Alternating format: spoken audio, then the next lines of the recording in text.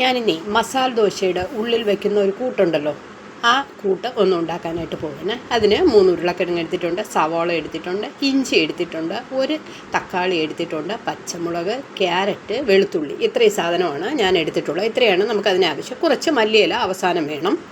ഇനി നമുക്ക് ഈ ഉരുളക്കിഴങ്ങിന് ഒരു കുക്കറിലിട്ടിട്ട് ഒരു വിസിൽ കേൾക്കുമ്പോൾ അതുവരെ ഒന്ന് വേവിച്ചിട്ട് ഒന്ന് മാറ്റി വയ്ക്കാം. ഒരു വിസിൽ കേട്ടാൽ മതി, കൂടുതൽ വേണ്ട.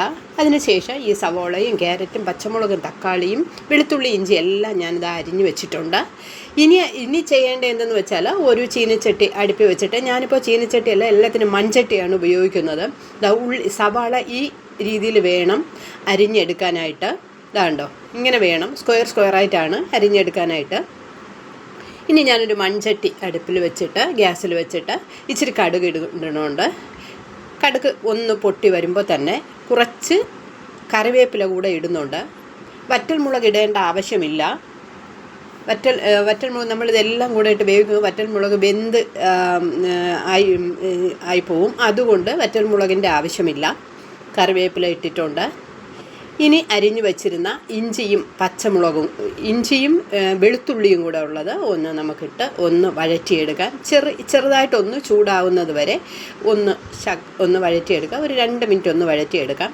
അതിനുശേഷം അരിഞ്ഞു വച്ചിരുന്ന പച്ചമുളക് കൂടി ഇതിൻ്റെ കൂടെ ഇടാം. ഒരുപാട് ബ്രൗൺ നിറം ആവേണ്ട ആവശ്യമൊന്നുമില്ല. ഇച്ചിരി ഒന്ന് കിടന്നാൽ മതി. അത് കഴിഞ്ഞിട്ട് പച്ചമുളക് ഇട്ടിട്ടുണ്ട്.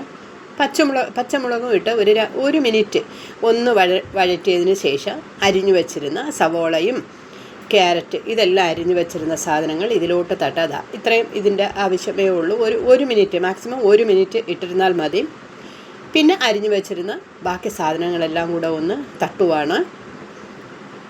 ഇതൊന്ന് മിക്സ് ചെയ്യാം. എല്ലാം കൂടെ ഒന്ന് മിക്സ് ചെയ്തതിന് ശേഷം ഒരല്പം ഉപ്പ് കൂടെ ഇട്ട് ഒന്ന് മിക്സ് ചെയ്യാം. കണ്ടോ, പച്ചമുളകൊന്നും ഒരുപാട് കരിഞ്ഞു പോയിട്ടൊന്നുമില്ല. ഒരുപാട് വേണ്ട, 1 മിനിറ്റ് ഒന്ന് വഴറ്റിയിട്ടുള്ളതേ ഉള്ളൂ. അതിൻ്റെ ആവശ്യമേ ഉള്ളൂ. ഇനി ഒരല്പം ഉപ്പും കൂടെ ഇട്ടിട്ട് ഒന്ന് മിക്സ് ചെയ്തിട്ട് ഒരു 3-4 മിനിറ്റ് ഒന്ന് അടച്ചിടാം. അപ്പോൾ ഉള്ളിയൊക്കെ നല്ലവണ്ണം ഒന്ന് വഴണ്ടി വരും.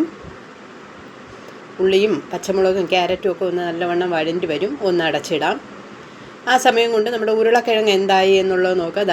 തൊലിയൊക്കെ നല്ലവണ്ണം ഇളകി വരുന്നുണ്ട്. കണ്ടോ, തൊട്ടാൽ മതി, തൊലിയൊക്കെ ഇളകി ഇനി വരും. അല്ലാതെ നമുക്ക് ഇത് ഉരുളക്കിഴങ്ങ് അവിക്കാതെയും നമുക്ക് ചെയ്യാം. എന്നാൽ അവിച്ചെടുത്താൽ കുറച്ചുകൂടെ നല്ല ഇതായിട്ട് കിട്ടും. തോടെല്ലാം പൊളിച്ച് മാറ്റിയിട്ട് അരിഞ്ഞ് വെച്ചിട്ടുണ്ട്. ഇതാണ്ടോ, നല്ല വെന്തിട്ടുണ്ട്.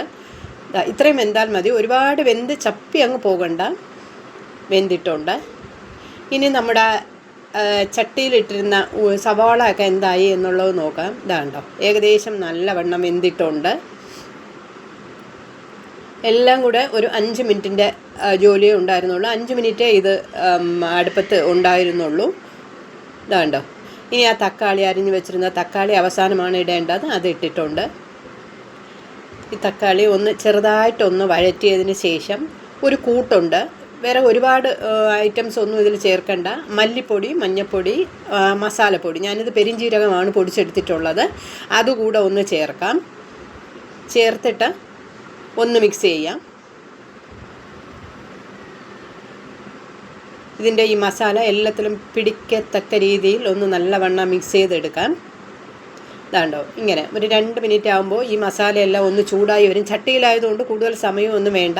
ഒരു ഗ്ലാസ് ചൂട് വെള്ളവും കൂടെ ഒഴിച്ചിട്ട് ഒന്ന് മിക്സ് ചെയ്തതിന് ശേഷം ഇതൊന്ന് അടച്ചിടാം. ഒരു 2-3 മിനിറ്റ് ഇടുമ്പോൾ, 2-3 മിനിറ്റ് ഒന്നും വേണ്ട, 2 മിനിറ്റ് മതി. 2 മിനിറ്റ് ഇടുമ്പോൾ തന്നെ ഇത് വെള്ളമെല്ലാം വറ്റി ഇത് നല്ല ഇതായിട്ട് വരും. എന്നിട്ട് ഉരുളക്കിഴങ്ങും കൂടെ ഇട്ടതിന് ശേഷം, മറന്നുപോയി, ഉരുളക്കിഴങ്ങും കൂടെ ഇട്ടതിന് ശേഷം മിക്സ് ചെയ്തിട്ട് കണ്ടോ, ഇപ്പം തന്നെ ഏകദേശം നല്ലവണ്ണം ആയിട്ടുണ്ട്. ഒരു 2 മിനിറ്റ് കൂടെ ഒന്ന് അടച്ചിടാം. ഗ്രേവിയൊക്കെ കണ്ടോ, ഇങ്ങനെ ഈ രീതിയിൽ വരണം. ഒരുപാട് വെള്ളം ആവാൻ പാടില്ല.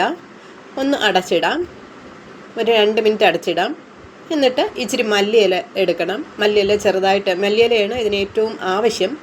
മല്ലിയില ഒന്ന് ചെറുതായിട്ട് അരിഞ്ഞു വെച്ചിട്ടുണ്ട്. കണ്ടോ, നമ്മൾ അടച്ചു വെച്ചിരുന്ന വെള്ളമെല്ലാം വറ്റിയിട്ട് നല്ല ഗ്രേവിയൊക്കെ വറ്റി ചേർന്നിട്ടുണ്ട്. ഇനി നമ്മൾ അരിഞ്ഞു വെച്ചിരുന്ന മല്ലിയില അതിലോട്ടൊന്ന് തട്ടുവാണ്. ഒന്ന് മിക്സ് ചെയ്യാം. ഓക്കെ, നമ്മുടെ മസാല ദോശയുടെ ഉള്ളിൽ വയ്ക്കുന്ന കറി റെഡി ആയിട്ടുണ്ട്. ഇനി ഒന്നും ചെയ്യേണ്ട, ഇതൊന്ന് നമുക്ക് അടച്ചൊന്നും വെക്കേണ്ട. ഇപ്പം തന്നെ ദോശ ഉണ്ടാക്കിയിട്ട് നമുക്ക് അതിൻ്റെ ഉള്ളിൽ വെച്ചിട്ട് മസാല ദോശ ഉണ്ടാക്കിയെടുക്കാം. അപ്പോൾ നിങ്ങളും മസാല ദോശ ഉണ്ടാക്കാൻ വേണ്ടി വലിയ സമയമോ ഒന്നും വേണ്ട, 5 മിനിറ്റ് കൊണ്ട് തന്നെ നമുക്കതിൻ്റെ കറി ഉണ്ടാക്കിയെടുക്കാം. കേട്ടോ, അടിപൊളി മസാല ദോശയ്ക്കകത്ത് വയ്ക്കുന്ന കറി റെഡി ആയിട്ടുണ്ട്. ഇതിനെ നമുക്കിനി റെഡിയാക്കാം.